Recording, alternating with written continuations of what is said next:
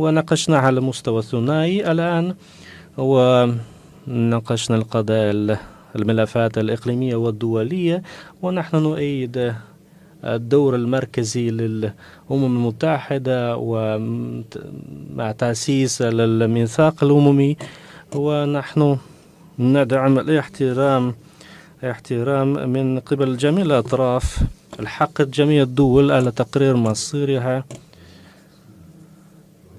وطرقنا كذلك الشؤون الإفريقية والمواضيع المتعلقة بإقليم المغرب والشرق الأوسط وفي بحر الأبيض المتوسط وفي العالم كله. وناقشنا كذلك التسوية في الصحراء الغربية، وأن روسيا مهتمة في الوصول إلى التقدم في هذا الملف، إن الموقف الروسي يبقى متوازن وغير متحيز وغير خاضع للتغيير، ونحن ندعم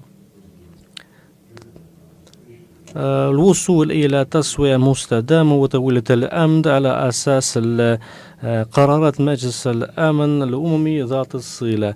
ونحن ننوي مواصلة تمسكنا بهذا الخط المبدئي الهادف إلى التطوير وبلور القرارات المناسبة لكل أطراف النزاع. بصفتنا مشاركين في مجموعة الأصدقاء لأمين العام الأممي حول الصحراء الغربية، سوف نعمل على ذلك وندعم جهود الوساطة لمبعوث الخاص للأمين العام في الصحراء الغربية ستيفن دي مستورة.